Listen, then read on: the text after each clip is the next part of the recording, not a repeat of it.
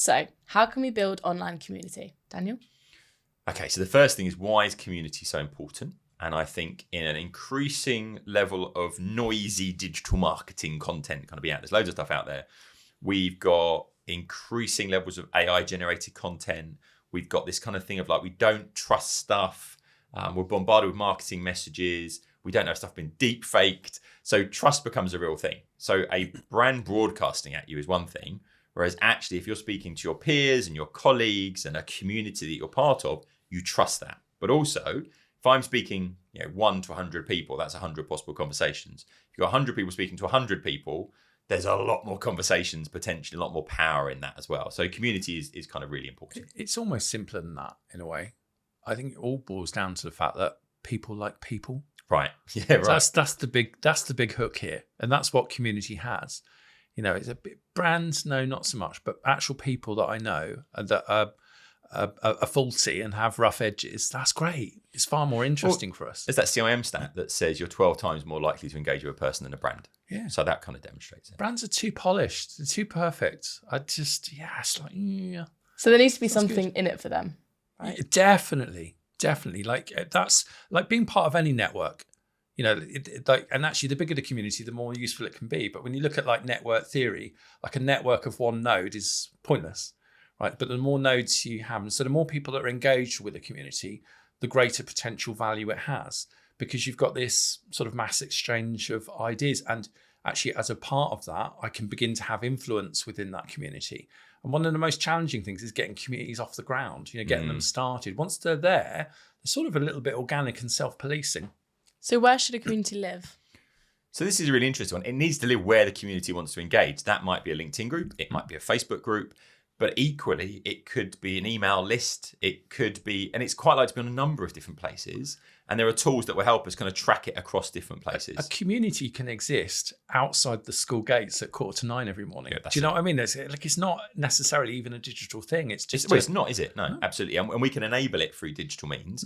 But if you go, it's going to be a Discord group or it's going to be a Facebook group, you can't inflict that on people. It has to be where they want to interact, and you have to remove the friction, because it has to be they can do this stuff easily. They don't have, if you give them like somewhere else to log into, yet another place, is probably not going to work from that point of view. So once you've got a community sort of set up, how do you then keep it going?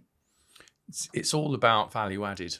Like any community that I'm a part of, I can opt out very quickly if it ceases to give me value. Like there's an advantage in it. And I think like lots of people play different advantages. So for a small minority, but a very useful minority, it's all about them getting recognition from other community members. That can be huge. And very often they're the most active members of your community. Your advocates, or the influencers. Yeah, the influencers within there. But they thrive on this. They thrive on the adrenaline rush of getting attention and having a bit of a platform, but not on their own. Like it's safer than being out on a podium on your own because you're part of a community.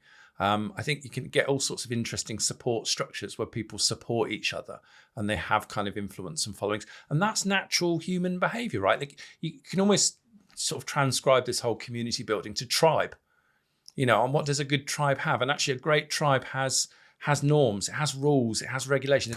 Culture. We understand how to behave within that tribe. But also there's a huge benefit to us of being a member of that tribe. It gives us great power. You get this almost with like gangland culture, don't you? Like the power, like individual criminals on their own, a bit ineffective, but as a gang, almost like insurmountably like powerful. Even law enforcements struggle to contain them. I mean, that's literally the real raw power of a community. A bit of an extreme example, but you get what I mean. Yeah. So how do you start a community then? How do you go about actually getting that going in the first place? That's hard. It is quite hard. Like I think the more value you can get, like pump into it, so being a member is instantly valuable, then that helps you grow that community. I think also that value needs to be transferable and easily communicated. Like if the pitch is just too complex, like I don't really get it. It's like, and you need to get it to critical mass, right? You need to get it to the point where it's not just 2 or 3 people speaking to each other. You need to find a way of growing it and nurturing it at the beginning and put the effort in to do that. Online, pure play online, very hard, and your community would need to be really big quite quickly to get that to work. I've been very interested in some communities I've started, and it was one that I built for the Salesforce non-profit a community. We built a community around LinkedIn for this, for a group that I was supporting. And that was really interesting. Like we started off with about 10, 15 members. And for the first 3 months of that community, I was killing myself every month, creating a ton of content to show people how to get more out of their free Salesforce software. Gradually that grew. And what I found was once we got to about 30 people, it took off because there was 4 or 5 people who were desperate to have a crack at this themselves and get involved. But we were meeting regularly every 6 weeks face to face. Yeah, I think that helps. Right, and that changes the dynamics massively because of that thing of people like people. And actually those connections were far more real.